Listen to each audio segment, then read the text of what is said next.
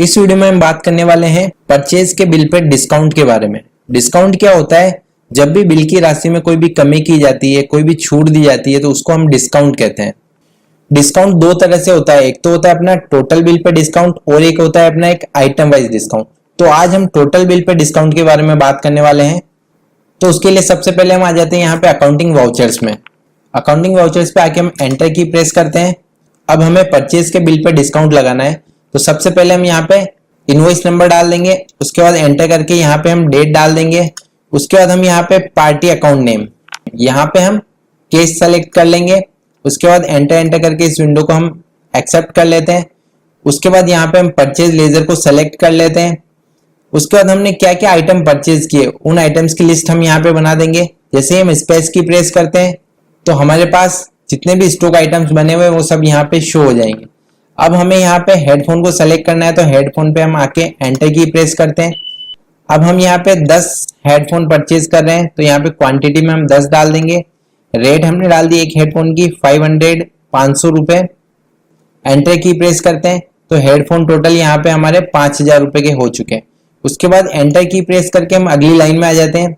दूसरा आइटम हम यहाँ पे सेलेक्ट करते हैं माउस हमने परचेज किए हैं 20 और ये हमने परचेज किए 200 की रेट से, तो 4000 रुपए के हमारे टोटल माउस हो चुके हैं। उसके बाद एंटर की प्रेस करके हम अगली लाइन में आ जाते हैं। यहाँ पे हम और कीबोर्ड परचेज करने वाले हैं, उसके लिए हम यहाँ पे एंटर की प्रेस करते हैं। यहाँ पे हमने 10 कीबोर्ड परचेज किए और एक कीबोर्ड की रेट थी हमारी 600 रुपए। टोटल बिल हमारे यहाँ पे हो चुका है 15000 रुपए का।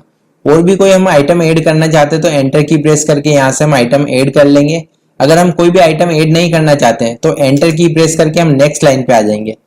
एंटर की प्रेस करने पे हमारा टोटल बिल का अमाउंट यहाँ पे शो हो रहा है। अब हम यहाँ पे डिस्काउंट लगाना चाहते हैं। अब यहाँ पे हम परचेज कर रहे हैं, परचेज के बिल की एंट्री कर रहे हैं, तो यहाँ पे हमें डिस्काउंट रिसीव होगा। डिस्काउंट रिसीव करने के लिए हम यहाँ पे एक लेजर क्रिएट कर लेंगे। Alt C की प्रेस करके हम यहाँ पे एक लेजर बना लेते हैं डिस्काउंट रिसीव्ड नाम से। एंटर की प्रेस करके अंडर ये अपना आएगा इनडायरेक्ट इनकम, क्योंकि ये हमें डिस्काउंट रिसीव हो रहा है तो ये एक तरह से हमारे लिए इनकम हो रही है। तो हम यहाँ पे इनडायरेक्ट इनकम सेलेक्ट करके एंटर करके इस विंडो को एक्सेप्ट कर लेंगे। अब हमारे पास डिस्काउंट रिसीव का लेजर बन चुका है। अब हम यहाँ पे कितना परसेंट डिस्काउंट देना चाहते हैं वो हम यहाँ पे डाल देंगे। हम यहाँ पे 5% डिस्काउंट देना चाहते हैं, तो हम यहाँ पे 5 टाइप करते हैं।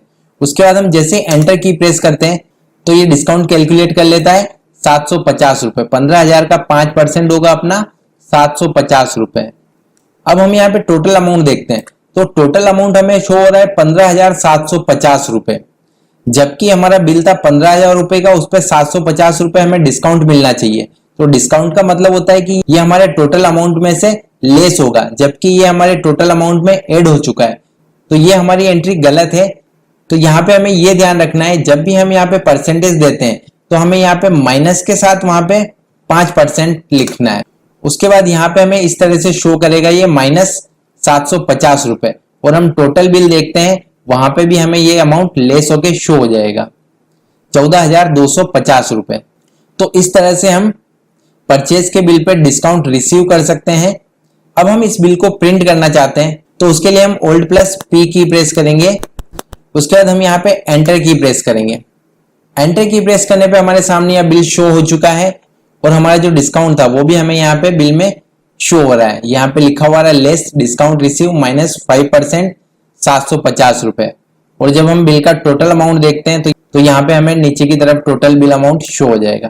तो इस तरह से हम total bill pay discount receive कर सकते हैं। अगले वीडियो में हम डिस्काउंट पेड के बारे में बात करने वाले हैं, तो चैनल को सब्सक्राइब कर लें, वीडियो को लाइक करें और सभी के साथ शेयर करें।